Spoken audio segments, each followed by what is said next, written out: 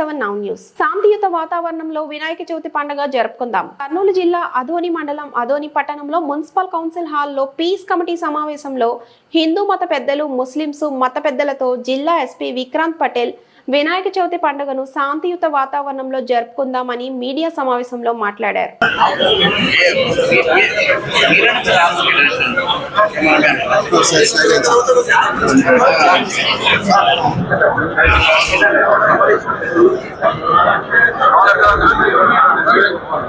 Again, my appreciation to my English. You guys were very explicit English.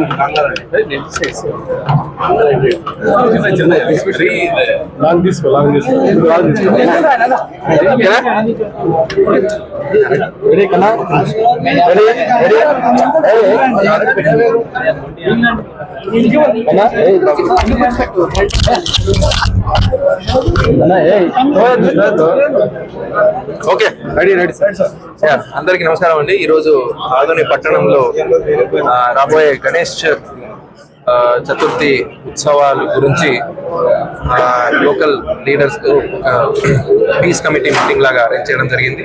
So ఈ meeting లో ఆదోని పట్టణ హిందూ పెద్దలు, ముస్లిం పెద్దలు పార్టీ అతీతంగా అటెండ్ కావడం జరిగింది.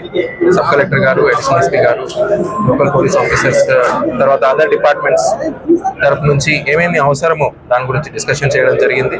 5 రోజులు ఇక్కడ ఎలా పండుగ జరుపుకోవాలి, వాళ్ళ నీడ్స్, నెసెసిటీస్ ఏమున్నాయి, మన తరపు నుంచి మేము ఏమి వాళ్ళని అడుగుతున్నాము, సీసీటీవీ అరేంజ్మెంట్ కావచ్చు, ట్రాఫిక్ ఇబ్బంది లేకుండా పండాలు అరేంజ్ చేయడం కావచ్చు, తర్వాత ఉత్సవ కమిటీ తరపు నుంచి ప్రతి పెండాల్లో ఎవరో ఒకరు ఎప్పుడు 24 hours అక్కడ ఉండాలి అని చెప్పడం, తర్వాత హిస్టరీని వదిలేసి ఇప్పుడు మనం ప్రశాంతంగా పండగ 5 రోజులు జరుపుకొని 5వ రోజు నిమజ్జనాలు కూడా ఎలా చేయాలి, ఏమేమి ప్రికాషన్స్ తీసుకోవాలి అని అందరికీ సూచనలు ఇవ్వడం జరిగింది.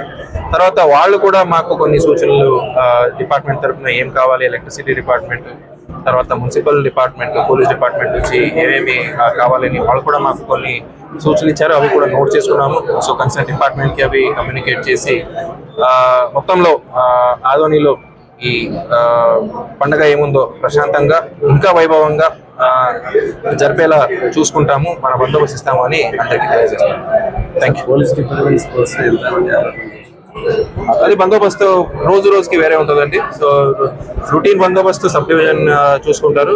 నిమజ్జనం రోజు అయితే మనం బందోబస్తు ప్లాన్ చేసి దాదాపు ఎంతమందిని చేస్తాము, 700 మందిన నిమజ్జనం రోజు మొత్తం ఆల్మోస్ట్ జిల్లా ఫోర్స్ మొత్తం ఆదోనిలో డిప్లాయ్ చేయడం జరుగుతుంది.